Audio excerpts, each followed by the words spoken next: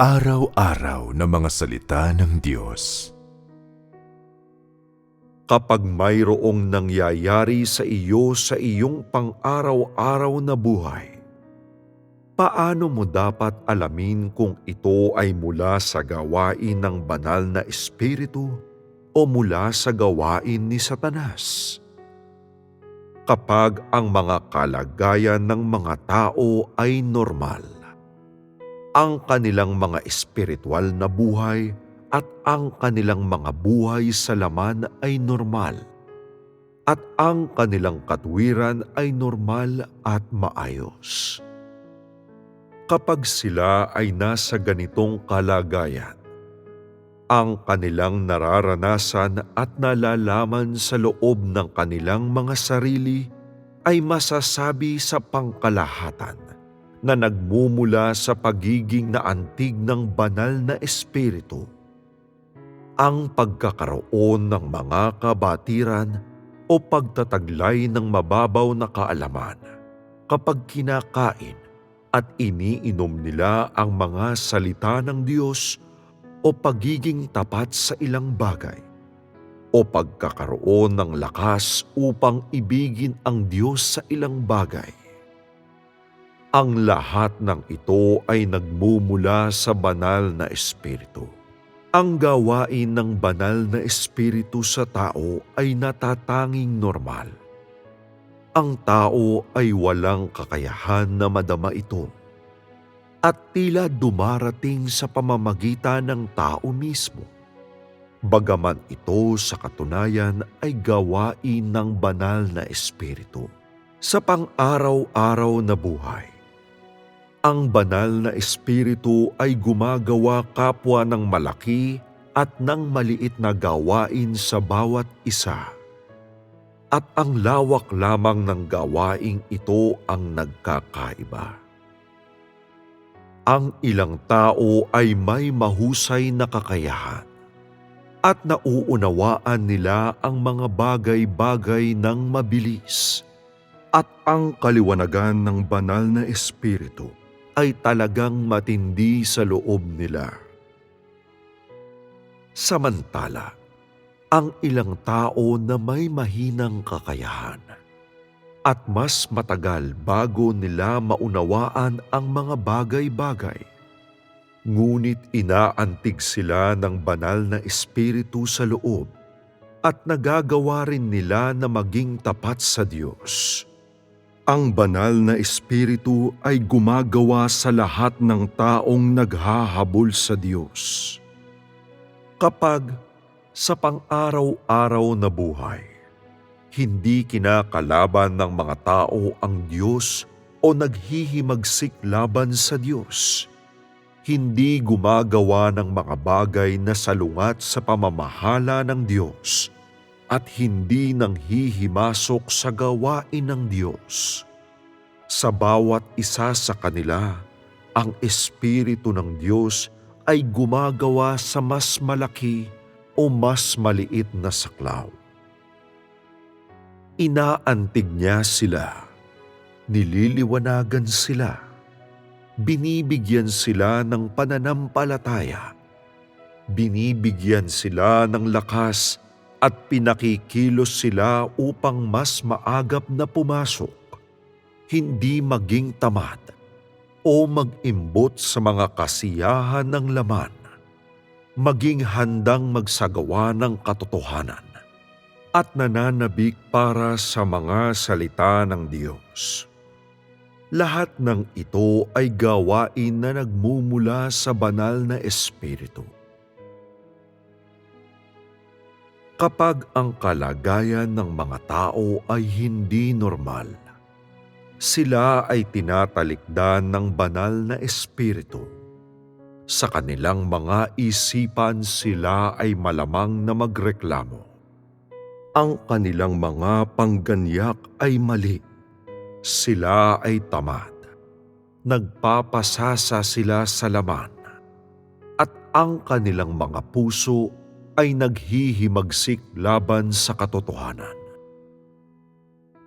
Lahat ng ito ay nagmumula kay Satanas. Kapag ang mga kalagayan ng mga tao ay hindi normal, kapag sila ay madilim sa loob at naiwala na ang kanilang normal na katwiran, napabayaan na ng banal na espiritu at hindi nararamdaman ang Diyos sa loob ng kanilang mga sarili.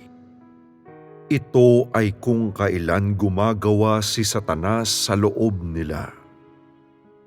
Kung ang mga tao ay palaging mayroong lakas sa loob nila at palaging minamahal ang Diyos sa pangkalahatan, kapag may mga nangyayari sa kanila, ang mga iyon ay mula sa banal na espiritu at sino mang makatagpo nila. Ang pagtatagpo ay ang resulta ng pagsasaayos ng Diyos, na ang ibig sabihin, kapag ikaw ay nasa isang normal na kalagayan, kapag ikaw ay nasa loob ng dakilang gawain ng banal na espiritu, imposible para kay Satanas na gawin kang nag-aalinlangan. Sa saligang ito, masasabi na ang lahat ay nagmumula sa banal na espiritu. At bagamat maaaring mayroon kang hindi tamang mga iniisip, nagagawa mong itakwil ang mga ito at hindi mo sinusunod ang mga ito. Lahat ng ito ay nagmumula sa gawain ng banal na espiritu. Sa anong mga sitwasyon nang hihimasok si Satanas? Madali para kay Satanas na gumawa sa loob mo kapag ang iyong mga kalagayan ay hindi normal. Kapag ikaw ay hindi pa naaantig ng Diyos at walang gawain ng Diyos. Kapag ikaw ay tuyo at tigang sa loob. Kapag ikaw ay nananalangin sa Diyos, ngunit walang natatarok na anuman. At kapag kinakain at iniinom mo ang mga salita ng Diyos, ngunit hindi naliliwanagan o napapalinaw. Sa ibang pananalita, kapag ikaw ay iniwan na ng banal na espiritu, at hindi mo nararamdaman ang Diyos, nangyayari sa iyo ang maraming bagay na nagmumula sa tukso ni Satanas. Habang gumagawa ang banal na espiritu, si Satanas ay kasabay ring gumagawa. Inaantig ng banal na espiritu ang loob ng tao, habang kasabay na nanghihimasok si Satanas sa tao. Gayunpaman, ang gawain ng banal na espiritu ang nangunguna at ang mga tao na normal ang mga kalagayan ay nakapagtatagumpay. Ito ang tagumpay ng gawain ng banal na espiritu laban sa gawain ni Satanas. Habang gumagawa ang banal na espiritu, naroon pa rin ang tiwaling disposisyon sa loob ng mga tao. Gayunpaman, sa panahon ng gawain ng banal na espiritu, madali para sa mga tao na tuklasin at kilalanin ang kanilang pagkamapanghimagsik, mga motibo at mga karumihan. Saka pa lamang nakakaramdam ang mga tao ng pagsisisi at nagiging handang magsisi. Sa gayon, ang kanilang mapanghimagsik at tiwaling mga disposisyon ay unti-unting naitatakwil sa loob ng gawain ng Diyos. Ang gawain ng banal na espiritu ay natatanging normal. Habang siya ay gumagawa sa mga tao, mayroon pa rin silang mga suliranin. Lumuluha pa rin sila. Nagdurusa pa rin sila. Mahihina pa rin sila. at marami pa rin ang hindi malinaw sa kanila. Ngunit sa ganitong kalagayan, nagagawa nilang pigilan ang kanilang mga sarili na dumausdos pabalik. At naiibig nila ang Diyos. At bagamat lumuluha sila at nababalisa sa loob, nagagawa pa rin nilang purihin ang Diyos. Ang gawain ng banal na espiritu ay natatanging normal. At kahit katiting ay hindi higit sa natural. Karamihan sa mga tao ay naniniwala na sa sandaling magsimulang gumawa ang banal na espiritu, ang mga pagbabago ay mangyayari sa kalagayan ng mga tao at ang mahahalagang bagay sa kanila ay tinatanggal. Ang gayong mga paniniwala ay may kamalian. Kapag ang banal na espiritu ay gumagawa sa loob ng tao, ang mga balintiyak na bagay ng tao ay naroroon pa rin, at ang kanyang tayog ay nananatili gaya ng dati. Ngunit nakakamit niya ang pagpapalinaw at kaliwanagan ng banal na espiritu. At kaya ang kanyang kalagayan ay nagiging mas maaga.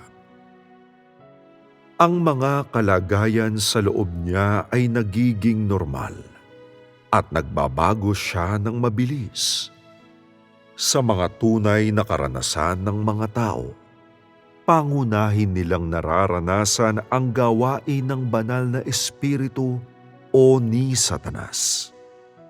At kung hindi nila kayang tarukin ang mga kalagayang ito at hindi inaalam ang pagkakaiba, ang pagpasok sa mga tunay na karanasan ay hindi maaari, lalo pa ang mga pagbabago sa disposisyon. Kaya, ang susi sa pagdana sa gawain ng Diyos ay ang magawang makaaninag sa gayong mga bagay. Sa ganitong paraan, mas magiging madali para sa kanila na danasin ito.